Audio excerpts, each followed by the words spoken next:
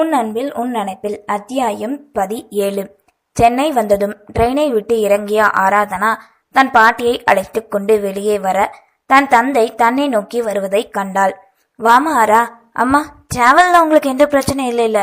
இருவரிடமும் பேசியவாறு அவர்களை அழைத்து கொண்டு காரினை நோக்கி சென்றார் வாசுதேவன். ஹாரன் ஓசையில் இருபுறமும் இருந்த காவலர்கள் வந்து கேட்டை திறக்க மாளிகை போன்ற வீட்டுக்குள் கார் நுழைந்தது. காரினை விட்டு இறங்கிய ஆராதனவையும் தன் அன்னையையும் வீட்டுக்குள் அழைத்துச் செல்ல எதிரில் வேகமாய் ஓடி வந்த 10 வயது சிறுவன் கௌதம் அவளை அணைத்து கொண்டான்.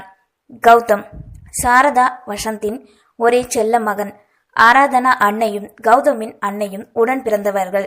பிறந்தது முதல் இதுவரை கல்கத்தாவிலே வளர்ந்தவன்.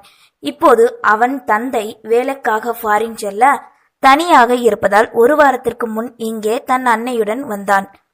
அவனது தலையை வருடிவிட்ட ஆராதனா, கௌதம் எப்படி பாருக்க, இங்க எப்ப வந்த? நீ புது ஸ்கூல்ல சேர்ந்திருக்கியா? உனக்கு கல்கத்தா விட இங்க இருக்கிற புது ஸ்கூல் எப்படி இருக்கு என்று ஆர்வத்துடன் கேட்டாள். எனக்கு இந்த ஸ்கூல் ரொம்ப பிடிச்சிருக்கக்கா, புது ஃப்ரெண்ட்ஸ் கிடைச்சிருக்காங்க என அவள் மடியில் அமர்ந்து பேசினான் கௌதம். அவனை பார்த்ததும் சக்தியின் நினைப்பை மறந்து அவளிடம் சிரித்து பேச ஆரம்பித்தாள்.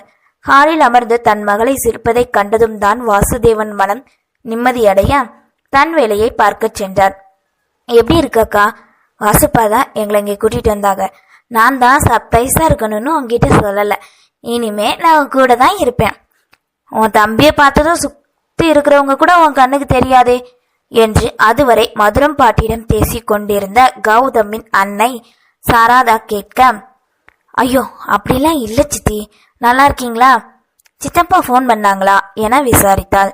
ஆமாடா, ஃபோன் பண்ணினாங்க. புது வேலையெல்லாம் ஈஸியா தான் இருக்கான், முடிஞ்சா டிரான்ஸ்ஃபர் வாங்கிட்டு வந்துடுறேன்னு சொன்னாரு என்று இருவரும் பேசி கொண்டிருந்தனர். எதுக்கு சித்தி டிரான்ஸ்ஃபர்? வேலையை ரிசைன் பண்ண சொல்லுங்க, நாங்க 2 பேரும் சேர்ந்து புதுசா ஒரு கம்பெனி ஆரம்பிக்கிறோம். புன்னகையுடன் ஆராதனா உரைக்க, எல்லாம் அப்புறம் பேசலாம் அத்தை, நீங்க போய் ஃப்ரெஷ் ஆயிட்டு வாங்க. ஆரா நீயும் போயிட்டு வந்து சாப்பிடுங்க 2 பேரும். கௌதம் நீ ஸ்கூலுக்கு கிளம்பு. இருவரையும் செண்பகம் விரட்ட, உங்க உத்தரவுப்படி அப்படியே ஆகட்டும் மகாராணி பணிந்து போலியாக ஆராதனா கூறினாள்.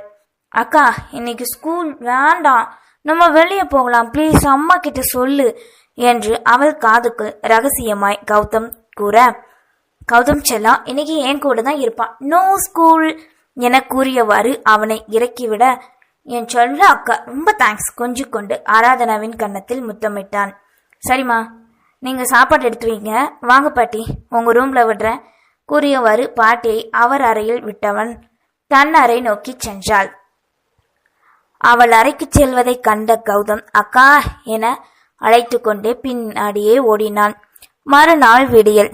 அக்கா எழுந்திருக்கா, உன்னதான் இன்னைக்கு உனக்கு கான்வெகேஷன் இருக்கு. படுக்கையில் தூங்கிக் கொண்டிருந்த ஆராதனாவை உசுப்பினான் கௌதம்.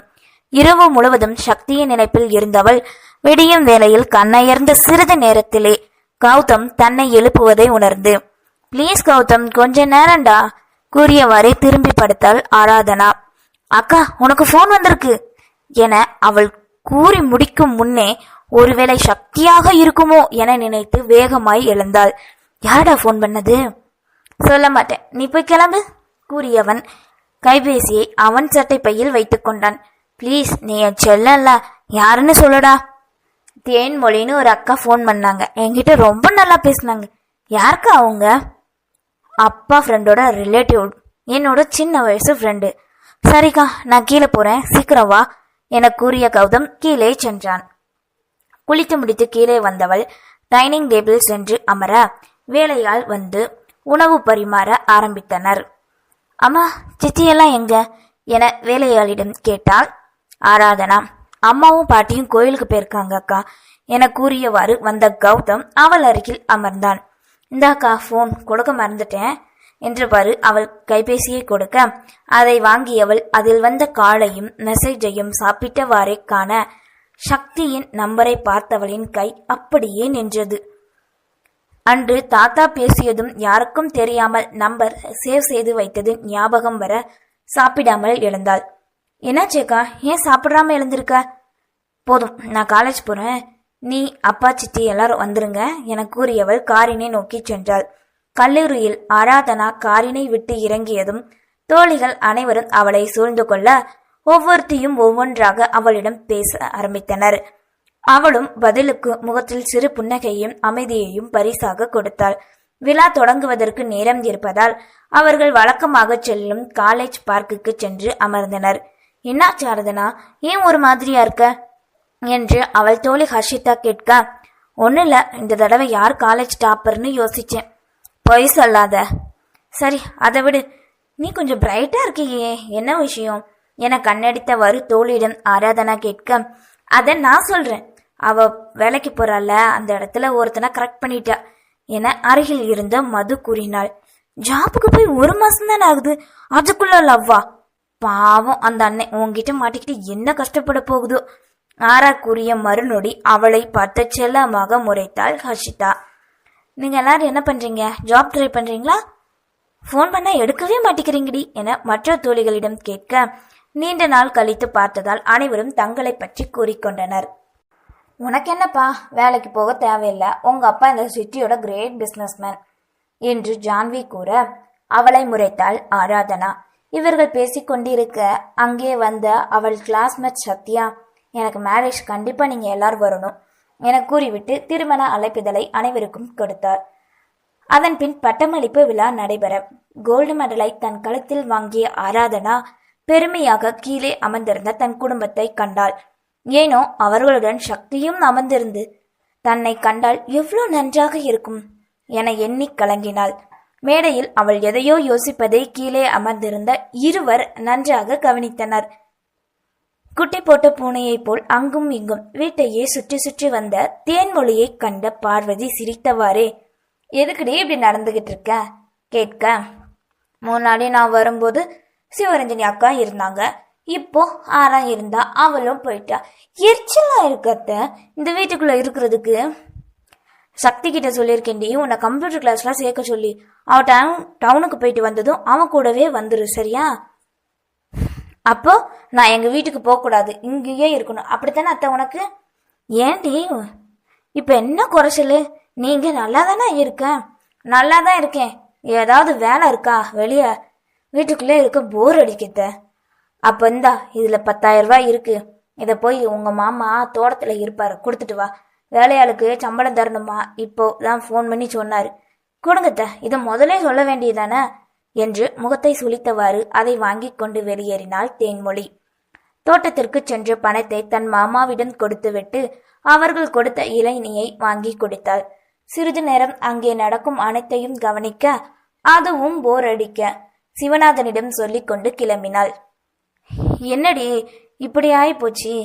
பாவண்டி அந்த தம்பி, ரொம்ப நல்ல பையன், உயிருக்கு ஆபத்து இருக்குமோ என்னமோ என்று பேசிக்கொண்டே எதிரில் வந்தவர்கள் செல்ல, என்ன இது, யார பத்தி பேசிட்டு போறாங்க?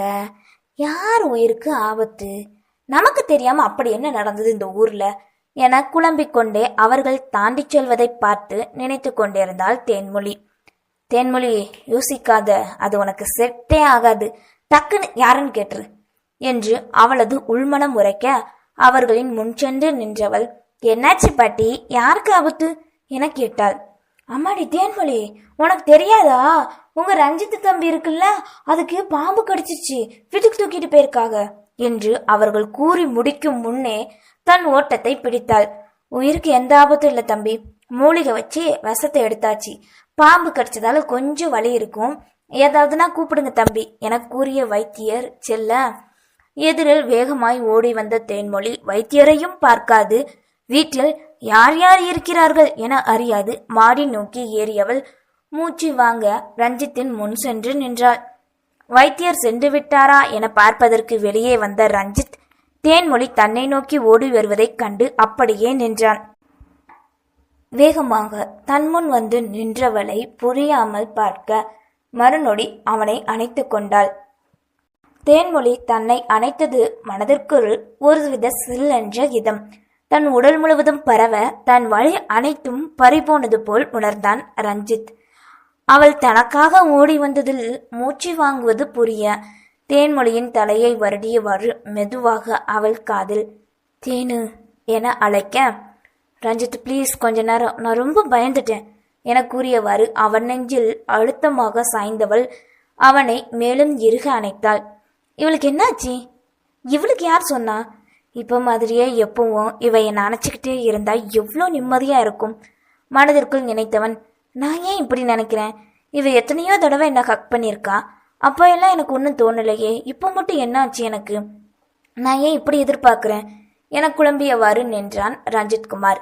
சிறிது நேரம் அமைதியாக இருந்தவனோ, தேனு கால் வலிக்குதுமா, கொஞ்ச நேரம் உட்காருவோமே. மெல்ல அவள் காதருகே மறுபடியும் கேட்க, அதன் பின்னே தான் இருக்கும் செயல் நினைவு வர வேகமாக மனமே இல்லாமல் அவனிடம் இருந்து விலகினாள்.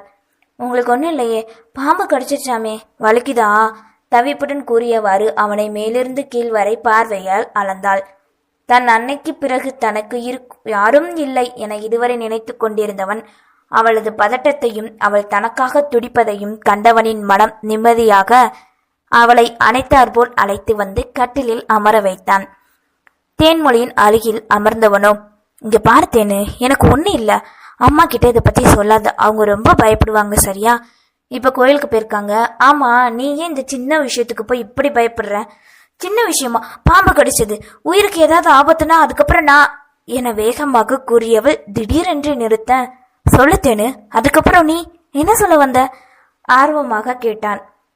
சொல்லிருவோமா மனசுல இருக்கிற காதல என்று ஒரு நொடி நினைத்தவள், வேண்டாம், நம்ம சொல்லி அதை ரஞ்சித் ஏத்துக்கலனா அப்புறம் என்னால தாங்கிக்கவே முடியாது. அவன் தன் பதிலுக்கு காத்திருப்பது கூட தெரியாமல் யோசித்தாள். உன்னதான் தேனு கேட்கிறேன் என்று ரஞ்சித்தின் கேள்வியில் யோசிப்பதை நிறுத்தியவள், நந்தினி என்னை கேட்டாதான் என்ன சொல்ல, அதைத்தான் நான் யோசிச்சேன், வேற ஒன்றும் இல்லை என திக்கி திணறி உளறியவாறு கூறினாள். வேற ஒன்றும் இல்லையா என கேட்டவனின் மனம் எதையோ நினைத்து ஏமாற்றம் அடைய அமைதியாக இருந்தான். நம்ம எதுக்கும் ஹாஸ்பிட்டல் போகலாம் வாங்கு ரஞ்சித் கூறியவாறு அவன் கைப்பிடித்து இழுக்க, வேண்டாம் தேனு, இப்ப நான் ரொம்ப நல்லா இருக்கேன், அது ஒரு விஷப்பாம்பு கிடையாது, அப்படியே எனக்கு ஏதாவது ஆனாலும் உனக்காக நான் திரும்ப உயிரோட வருவேன் போதுமா? ஏன்னா நீதான் எனக்கு எல்லாம், என்னோட உயிரே நீதான். அவள் முகத்தை தன் இரு கைகளிலும் ஏந்தியவன் தான் எதற்கு அப்படி கூறுகிறோம் என தெரியாமலே கூறினான். ரஞ்சித் கூறியதை கேட்டவள், அவன் இப்படி கூறுவான் என்று கனவிலும் கூட நினைக்காத முகம் மலர்ந்தாள். தன் காதல் தனக்கு கிடைக்கப் போகும் மகிழ்ச்சியில் அவனை அணைத்து கொண்டாள் தேன்மொழி. நன்றி.